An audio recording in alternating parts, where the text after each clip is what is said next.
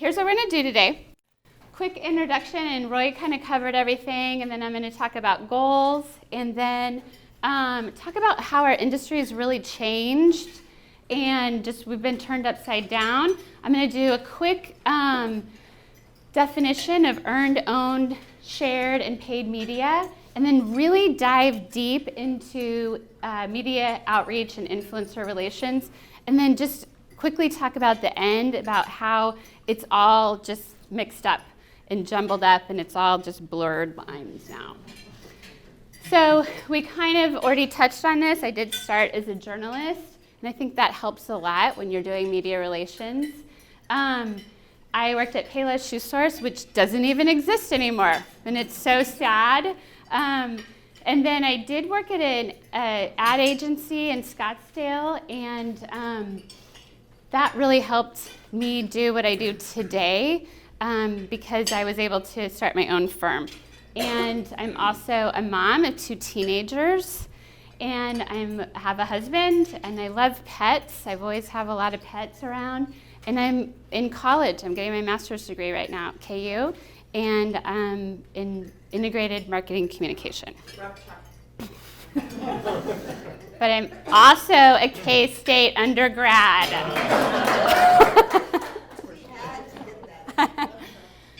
Okay, so we talked a little bit about how we're going to learn the differences between these 4 different medias. But, I've been coming to IABC for a long time, and I've been to a lot of these luncheons, just like this. And I think one of the best things about these is when you can walk out of here and learn something that you use in your job. So I tried really hard to put best practices in what we're going to talk about today. So I'm going to get very specific and in the weeds. And so I'm going to talk about specific tips on how to pitch the media, and then best practices for how to work with influencers. So I hope that it's helpful. I want you to shout out questions when you have them, and let's make this interactive, and that will, give me a chance to catch my breath too as we're going along. So I wanted to kind of just set the tone before we get started on all the best practices, and talk a little bit about change and what everybody is calling now the technological revolution. And I was trying to figure out, am I just being a baby, or is our industry really one of the ones that has been affected the most? So, I clicked around and tried to see, and it does look like we're in the top 4 or 5. And, marketing communication and public relations has been affected by the change and by the internet and by social media, but not as horribly or, as negatively as journalism. So when I started out in newspaper, and when you look at what's going on with newspaper and radio and magazines today, it's a pretty negative effect, of course. So what are we going to do about it? We have to be flexible, and we have to adapt. And so even though I'm not supposed to tell you that I forgot what I was going to show, my table of supporters told me not to say that. So I've been a member of IABC for a long time, and I got this magazine in the mail, and so a few other members here may have received a magazine. We used to get a magazine called Communicator's World or Communication World or something like that. But last week I got a magazine called Catalyst, and I meant to bring it today because I grabbed it. I was on my way to a meeting, I grabbed it, and I had no idea what it was. It's a slick, beautiful magazine, and I read it while I was waiting for my appointment, and I was really interested. I was going to take these slides out. I was like, nobody wants to hear about change, but Catalyst means change, and they talk about how business communicators are change agents. And I loved this quote that intelligence is the ability to adapt to change, and Stephen Hawking is telling all of us that are in the communications business that everyone in this room is intelligent. And then this magazine is reinforcing that we're change agents. And so I just thought all of that kind of came together in a pretty cool way. And then the other point I wanted to make about change is when I first started out, and it looks like everybody here is pretty much first starting out in the business, right? But when I first started out, I was not really open to change. For some reason, when you're young, you're supposed to be really open to change, but I was fairly rigid, and I had my AP style book, and I was saying things like, oh, that has to be capitalized, and this needs to be lowercase, and I will not, go any other way from here. But now I'm so different from that. And so the advice I would give on here is you have to be open, have an open mind, be a constant learner, have a mentor. My mentors today are young people, and know that there isn't stability. So those are my little tips on change. So this is something really quick and really kind of funny. I just wanted to talk about then and now. So back in my day, my profession was media relations. So I worked at this PR firm, and we did everything around media relations. We had interns that faxed out news releases. It took hours. We sent out news release reports. We did clip books. That's what our world was about. So I would guess that I spent about 25% of my time on media relations. Back in my day, we focused on newspaper, TV, radio, and lifestyle magazines. Now my outreach is completely diversified. Media relations is still a part of it and still important, but it's diversified, and I'm doing more outreach to these other folks that I'm going to talk about later on. Back in my day, I occasionally wrote an advertorial, like once a year. It cost $100, and we said, why not? We'll do it. Now, how we're doing it today, owned media and social media occupies 75% of my time. So when we have a new product launch, we say, okay, we're going to do some media relations, but we're also going to do a new video, and we're also going to do a blog, and we're going to do some website and social media to back the product launch. And then back in my day, learning to add an attachment to my email was my biggest learning curve. And how we're doing it today, every day I'm trying to learn something. What's the latest sticker on Instagram? And, it's constant trying to learn. Okay, so this is an infographic that you may have seen before. I'm not going to talk about paid media or owned media, or we'd probably be here all day. So paid media is advertising, and today we're doing almost all digital. Not solely, but a lot of it is digital, and it's, Facebook advertising. Owned media is websites, email marketing, and blogs. So earned media was a completely new term to me, 5 or 10 years ago. And I was sitting in a meeting, my client kept talking about earned media, and I had no idea what they were talking about.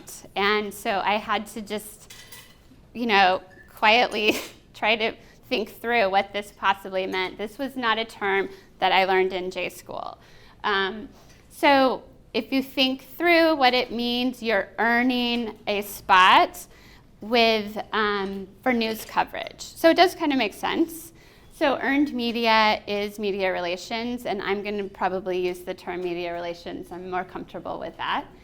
And then shared media, so if I could make this infographic myself, I would make the shared media circle the biggest one. And I think it just continues to get bigger and bigger. This is how we are communicating today. It's how we're shopping today. It's how we are doing connecting. It's how we're doing our relationships today. It's not just social media. It's kind of how our whole world is in the shared media circle. And we're going to talk more about that. So I'm going to start launching into media outreach. How are we doing? Okay. I'm stopping to get a drink. Okay, so I have the 2013, oops, sorry, my gigantic cup. I put 2013 on here because I was just trying to be funny, and I did KC IABC Business Communicator Summit back in 2013, and so when Roy and I talked, I said, okay, well, I did something on media relations a million years ago. Let me pull that up and see if I can steal anything that I wrote back then and use for this presentation. And almost all of the best practices that I had talked about back then were the same. And so the point I wanted to make there is that media relations hasn't evolved. Best practices that we were doing back then are pretty much the same that I would recommend today. With the exception of maybe like you can tweet to a journalist or you can Facebook them, that it is still something that you need to do back then that you're doing today.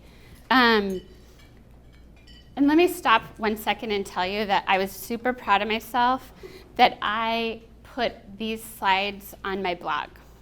So if anybody does want to go back and get this, you don't have to take notes. How do we find it? It's mnpr.biz. Okay, number 1, pitch something newsworthy. And if your client does bring you something that doesn't seem like it's that newsworthy, then you turn it into a creative story angle. And of course, you always have to tell your story succinctly. So the 2 examples that I have to remind me of these 2 pictures. So the one on the left, my client brought me, hey, we're celebrating our 1-year anniversary. So that's not news. So I tried to figure out how we could make that into news, and I found that, first of all, getting on Better Kansas City without paying is not easy. So I talked to one of their instructors. I found out that she was a flexible dieting blogger and pitched her as the person to be interviewed, and then said we could bring in the bikes. And so it turned into a story about a flexible dieting blogger who happened to work at Cycle Bar. And so we kind of got in through the back door and made the story that way. And then the one on the left there is, or the right, is Fox 4 talking to Discover Vision back at the eclipse. And so there was like a problem with the glasses, and they weren't protecting eyes, and some of them were, faulty. And so Discover Vision was able to kind of come in and do an event at an elementary school, and so that turned into a nice angle. So number 2, for media outreach, you have to target the right journalists. So the way we used to do it is we just sent out these news releases to every single person, which was so stupid. Now there's very few journalists left. And so you think through who needs to get this story, and it actually makes your job a little easier. So the story on the left was a business story. We have very few business reporters left in town. And so it doesn't matter if you're doing local or national outreach, you have to be very targeted. And then the one on the right was in studio. So I would challenge you to think through, is this an in-studio TV story?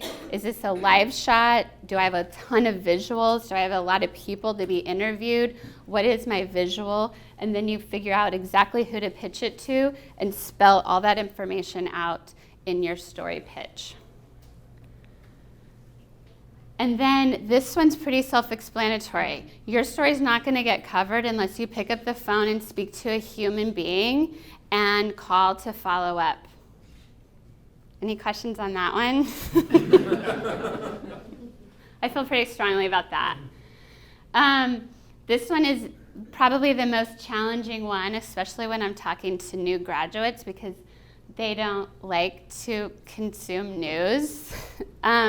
So it's very difficult to know how to pitch a news story if you're not willing to read the newspaper, pick up a magazine, or watch TV news, or know that there's a weekend news show on these channels but not on this channel, or that there's a show that starts at 4 o'clock on this channel, or there's a midday show, So it's hard to know who to pitch if you're not consuming the news and know that there's a radio interview show. See what I'm saying? So I knew that Fox 4 sometimes goes out on the lawn and does like in studio but outside interviews. So I was able to get my barbecue client on their show for a cooking demo.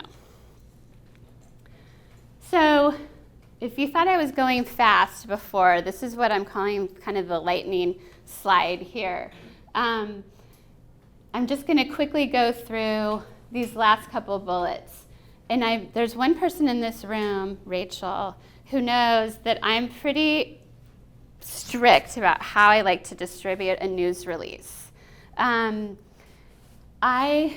feel pretty strongly that when you write a news release, you definitely don't attach it. You just take the body of the news release after it's gotten approved by the client and it's real pretty. It has the, maybe you have the logo on it and all that. Well, take all that off.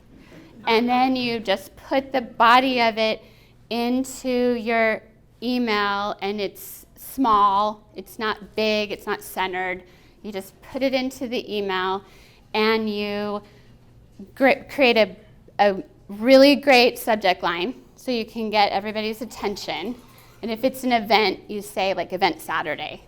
And then you never say like, hey, how are you surviving this heat? So don't ever say anything like that. Just put the facts at the top, like maybe something like, the event is Saturday, this would make a great package story, and then your 25-word summary, and then the news release. So Rachel works with me, that's why I called her out. But if she's helping me distribute something, I went through exactly how I want that to look.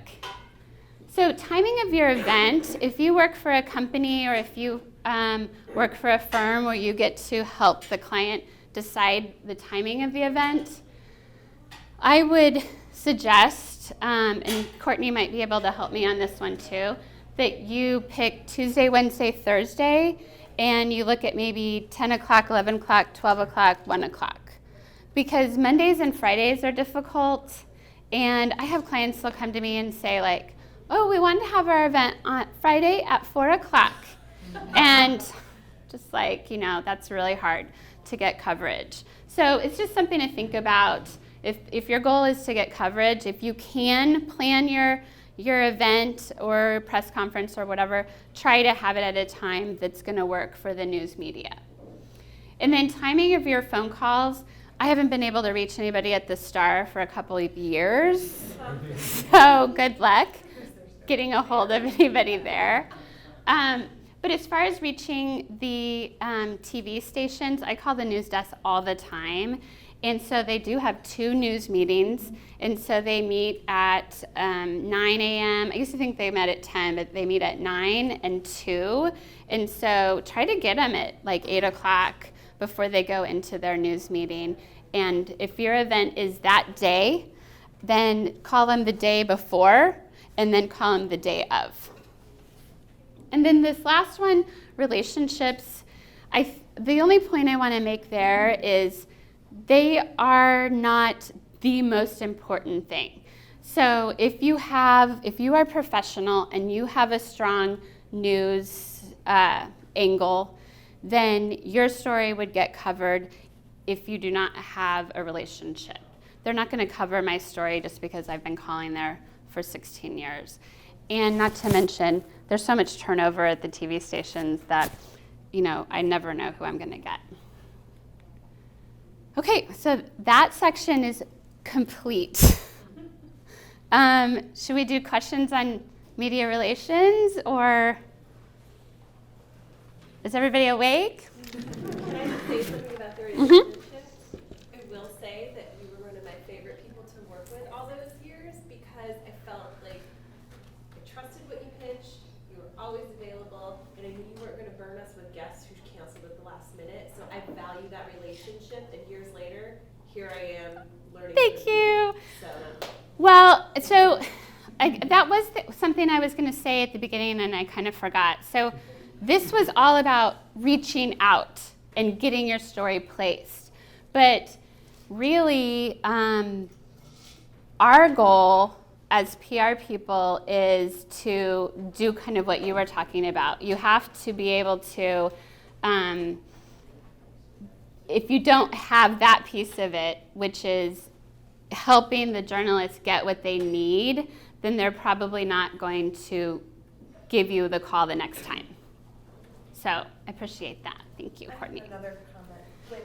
When I'm pitching producers of different TV shows, if I get a placement, I try to tweak the angle, and then before I pitch other shows. Mm-hmm. Because producers, I think, appreciate that because they see what their competitors are doing. Right.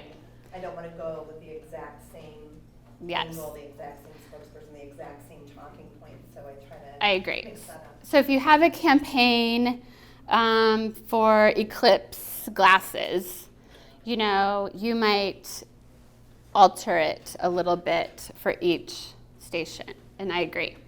Yeah. They prefer that. Okay. So,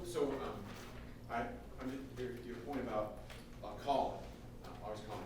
So it seems like almost like anachronistic, like who wants to talk on the phone in this day and age? But in fact, that at least at the TV stations, the culture is if you tweet or send an email, good luck. Is that what you're saying?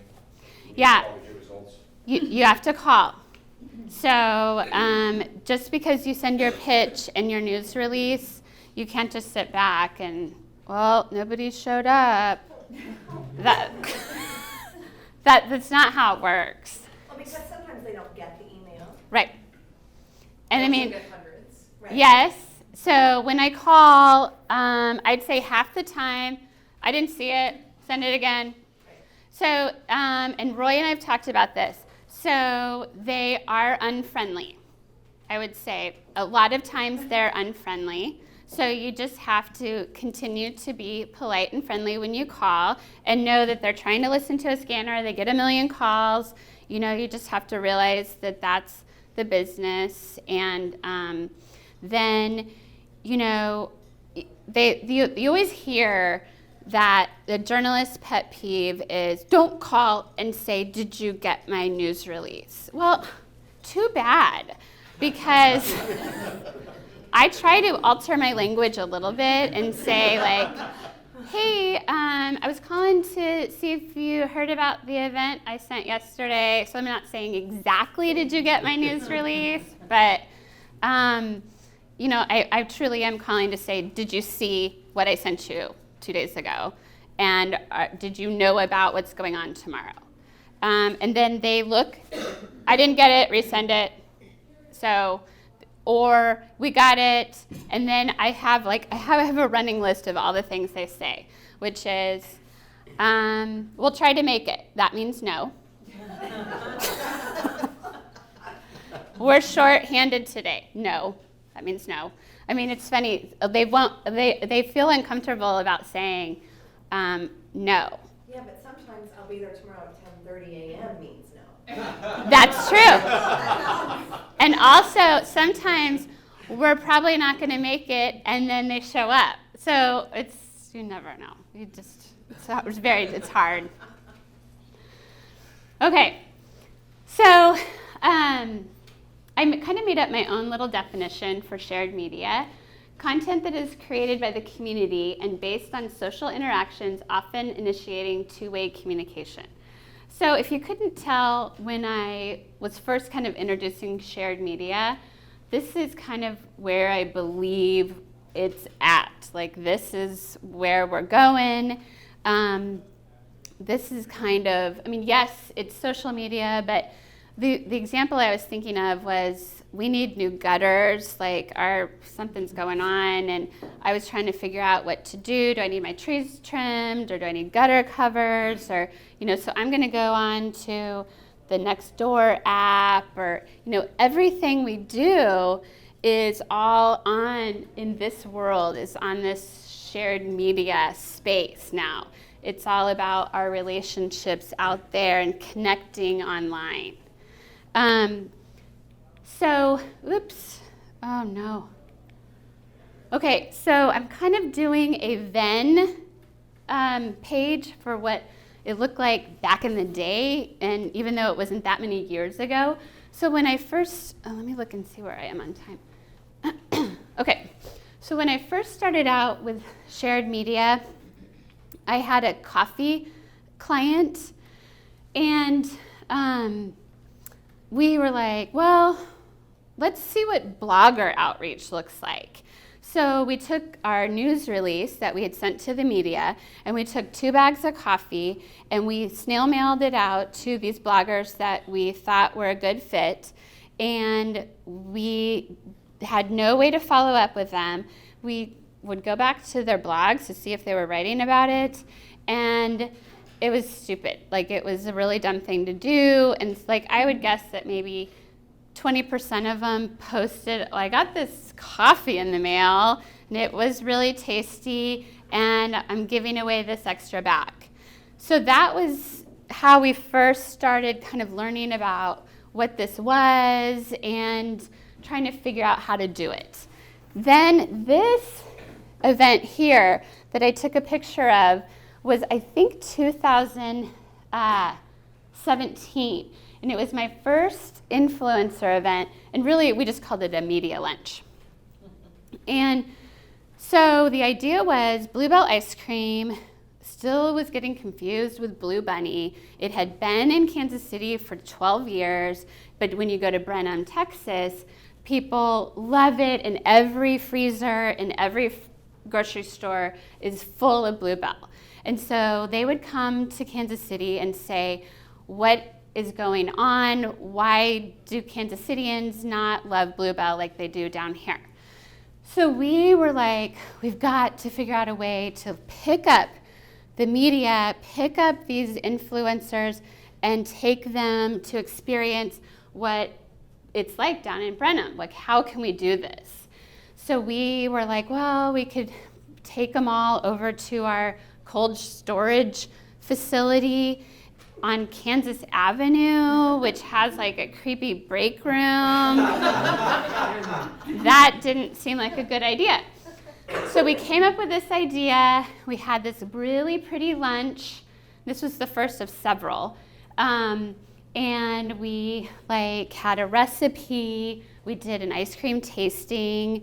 We had a video. We had a Bluebell book. We had a speaker from Bluebell, and they got to meet the local Bluebell people. And it was a huge success, and there's 20 other agencies all across the country. They all started doing it in their communities the following year. And so this became kind of like my very first influencer event, and then we started doing it for every client. It was such a good way to do almost like basic relationship marketing almost. So that's why I put these other ideas here, because I wanted all of us to be thinking about, my client or my company's not Bluebell ice cream, but if you work for a B2B company, could you do customer advocates or donors or community leaders or business partners and have people in to do a tour or a special lunch or a happy hour or something where you're getting people involved, giving them a behind the scenes or some sort of conversation where they're learning and getting educated about your organization. Megan, who were the attendees of the Blue Bell thing? These were mostly media. I mean, but you can see Jasper. Yeah, and so we had some of our radio ad sales people. I mean, this was so many years back that influencers, I think we had Facebook. People were taking pictures. Instagram didn't exist yet. So, and then I just included our gift because everybody walked away with 4 half-gallons. Oh, some Blue Bell. Incentive enough for me? Did you provide refrigeration for that? Yes. It had dry ice, yep. So these are the things I'm going to talk through. I think I was going to say something here, and I can't remember what it is. Okay, so for number 1, for shared media, is you have to build a customized list for each influencer outreach program. This is the biggest challenge. So who goes on your list? And this could also be true for like a donor list or if you're a nonprofit. But what I'm talking about is when I'm trying to put together an influencer list for lifestyle influencers or food influencers, how do you get your arms around the list? There is no Cision database that exists unless you're maybe like Hallmark. There's no Cision database that you can go on and type in, Kansas City or even, Lee Summit, lifestyle, fashion influencers. This is spend the next 8 hours digging through Instagram and trying to find out who these people are. And it is rabbit hole after rabbit hole after rabbit hole trying to find these people. So it's kind of challenging. So are you doing like keyword searches or looking for number of followers or looking for types of posts? So all my clients are small to medium. And so I look for kind of like I look for number of followers. And then I look for kind of what their circle of influence is. Right now I have an event venue. So we're all over the map for those guys because it's like we want people who have a big influence, but we also could be anybody. I mean, that really could be anybody. Could be food. So we have one event that's going to be food, but then we have this other event that's just going to be, we have all these different kind of silos for that. So that's why I mean customized. So each one has their own customized.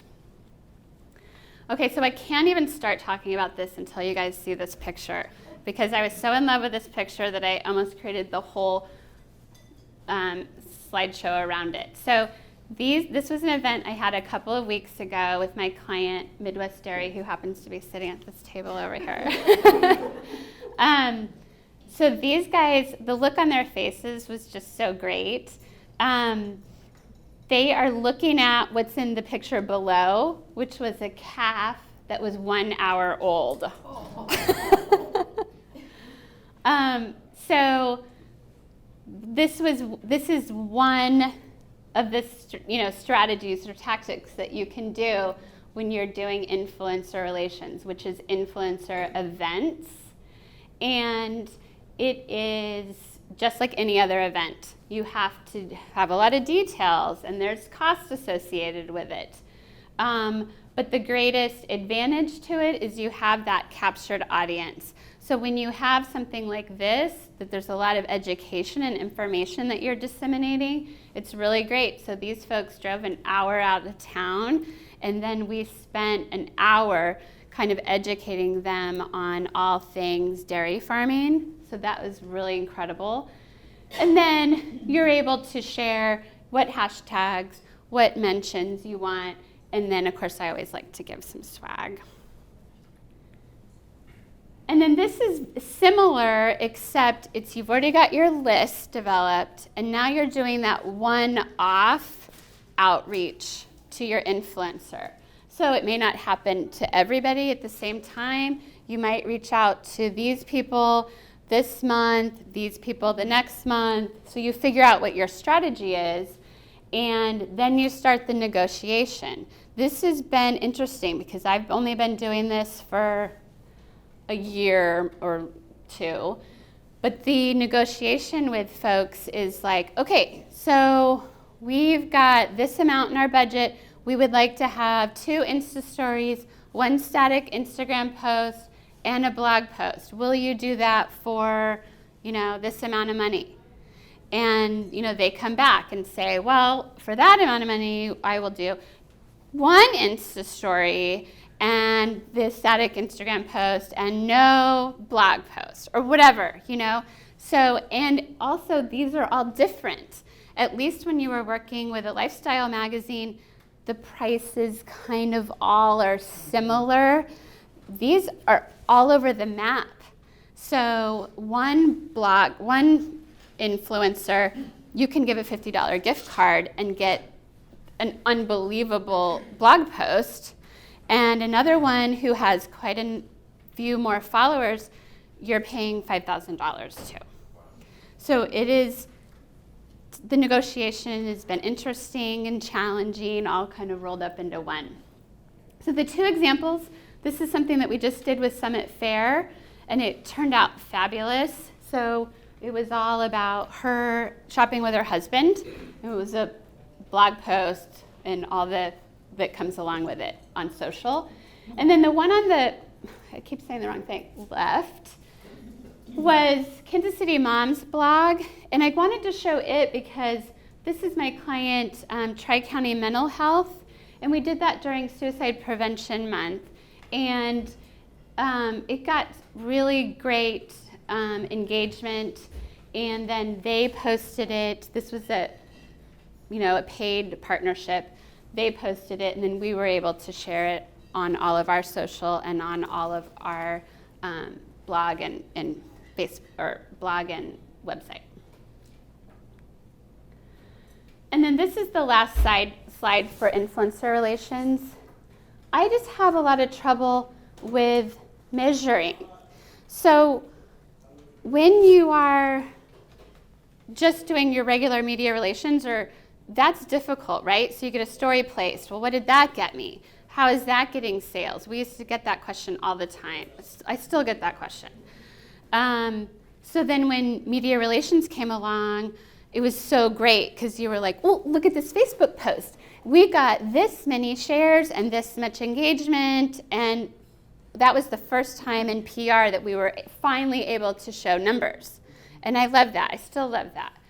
But now that this influencer relation thing is happening, the measuring is difficult. So if you pay someone, you can go back to them and say, please give me your numbers. But if you give them a gift card, I don't know. And then if you have an event and you've got all these stories that come out, stories are difficult, right? So first of all, they're gone after 24 hours. So all these stories happen. And how do you capture them? You have to quickly capture them. And then how do you measure that? There's no way to measure it. And then I just put constantly listening and meaningful engagement just because the company that I work, my company, we're small. We can't be constantly listening. And doing the meaningful engagement for all the clients is a challenge too. Would one way to measure be look at, if there was an event, ticket sales, did they spike that day? For sure. And I was specifically talking about a private influencer event. Oh. I'm curious, with the paid influencers, do you feel like you cannot ask for those kind of I statistics do. on engagement? Yes. Yeah. I mean, that would help drive For the sure. price up if they're providing. And they that. do. Okay. Yeah. When you talked about, that's one way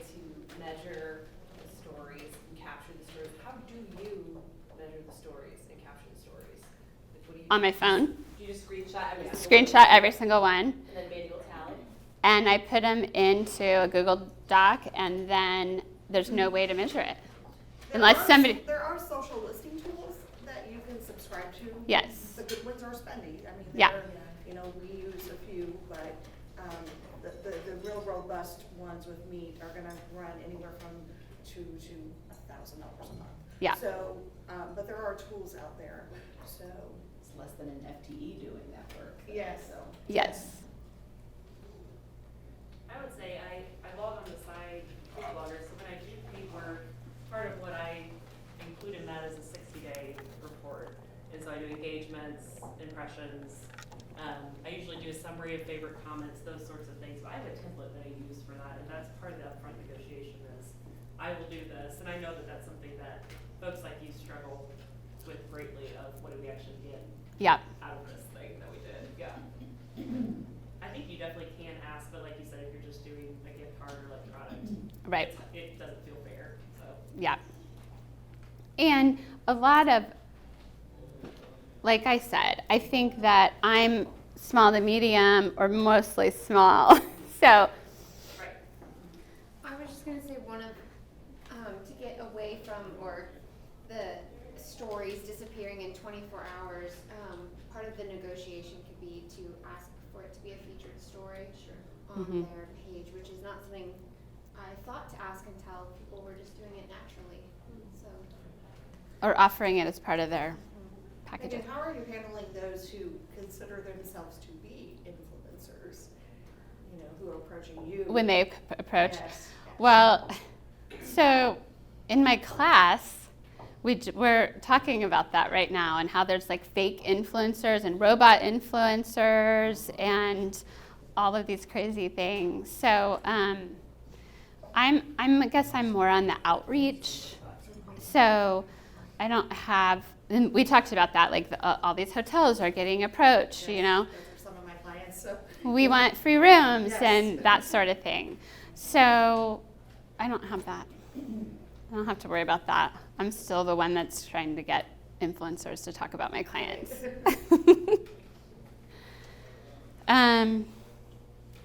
Okay, so I'm done. I just wanted to wrap up with this question, like, what do we call ourselves now? So, and I was talking about this with a couple of people just before the lunch started, with that we have to know graphic design, content creation, video. We have to know how to design a website. We have to know how to, Google Analytics.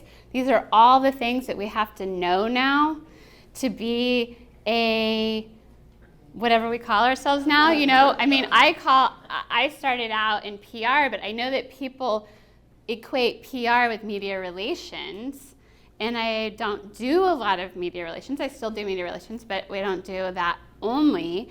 I never would have called myself a marketer 20 years ago. I never would have said, oh, I'm in marketing, because at K-State, the marketing is in the business school, right? So that wouldn't have made sense to me. But I find myself saying that I'm a marketer all the time now. And so what am I? I don't know. Awesome. Oh, what a good way to end the program, Roy. We have 10 minutes here for questions. Okay, good, because I was so worried about going over. So bring it on. Bring on the questions. So mine is, oh, go ahead. Oh, I was just gonna ask Megan, when you are doing the things that you're talking about, where you're making graphics and homegrown videos and everything, what tools do you use that are at your fingertips? Well, I did accidentally download a video tool, and it cost $29 a month, and so I got charged for 1 month, and I took it off my phone. But it was really good. I'll have to go back to my Apple receipts and tell you. Video is one thing that I'm drawing the line. I'm a constant learner. I am willing to learn everything except video. I I can't do it. So I use Canva. I mean, I do have the Adobe suite, so I can make my way around Photoshop and InDesign. But I do love Canva. If I ever need to like quickly throw together something for a Facebook ad or something, I can do that pretty easily. I'm sure there's a million other tools. I mean, I use Hootsuite, and then Rachel and I just started using Later to schedule for Instagram, which is awesome. Yes. Plan is really awesome. Right. too. Oh, is it? Yes. Okay. I love it. I almost just, with this new client who wanted me to schedule for Instagram, I almost was like, or wanted me to post for Instagram, I just wanted to be like, you know what? Hootsuite doesn't do Instagram, so. But Later's great if anybody's doing scheduling for Instagram. Buffer is another great one. Mm-hmm. I use it. As far as video, Movavi Suite is amazing. And I am not a techie, I am not a video girl, but I will say it's really easy to. Yeah, what was that? It's Movavi, I believe. Okay. So but it is, there's a monthly to it too, but Yeah. I do a lot of video for my clients, so, but they're just generalized videos, they're not high dollar, yeah. It's so hard. It is hard. So- Is Movavi an editing tool? It or- is, okay. it is, so you can just shoot video on your phone, throw it in there, and it's really easy, yeah. And I do have 2 teenagers, so I've got 4. they help me with video. Yeah, so that helps. Movavi. Well, I think it's it. I might have just put my foot in my mouth. Let me look, because I've got about 6,000 of them tools that I use. So for video, for live streaming, there's also a camera and application called Nevo. Okay. That can be really effective. You can do overlay graphics. But if you need higher end video, there's a company that I know of called Big Media. I've heard they're great. Yeah. Bic Media. Yes. Forgive me if you did cover this, I'm just taking notes. So when you work with an influencer and you talk about negotiating the price, does that price include them paying to promote, or is it relying on organic promotion on their part? So that's all in there. You have to discuss it Okay. and ask about that, specifically talk to them about that. But that's a good question, because it doesn't always. And so you want to ask about that, especially for Facebook. And then, where did I think you were going with that? Is I supposed to be going somewhere with it? No. Oh, there, Roy. When you were asking the question, I was thinking, I was going to add something, but okay. Well, what do you insist on that normally? Like, you insist on that there's paid promotion, and if so, does it just take the price up by that amount, in other words? A lot of times, yes. Okay. Yeah. Oh, I know what I was going to say. I thought you were asking, do they send you the post? And so a lot of times the blog I will get to review, and then the post, just for social, I won't necessarily need to or get to review that. Would you like to if you could? I'm good. Because you provide the talking points or hashtags. Yes, yeah. Oh, that's the other thing we didn't really get into. So for Summit Fair, it's very, we really think through the theme for my whole job for Summit Fair is influencer relations. They did not want to do any media relations. I mean, we've done some because it's just kind of fell in our lab, but it is, so we will reach out to individual influencers and we will kind of like come up with like little mini themes for each person. And Michelle, I don't know if people reach out to you with that specific of, yeah. So Like we're ready for a grilling specific post Mhm. with these sorts of themes to it, yeah. yeah, so, and everybody seems to be, I mean, sometimes they'll say, what do you think? Or we're kind of flexible. Do you like this idea? And so it's kind of like being a journalist again, but someone else is doing all the work, or I don't know. It's you know, it's a whole new world. All right, let's give Megan a hand for coming out.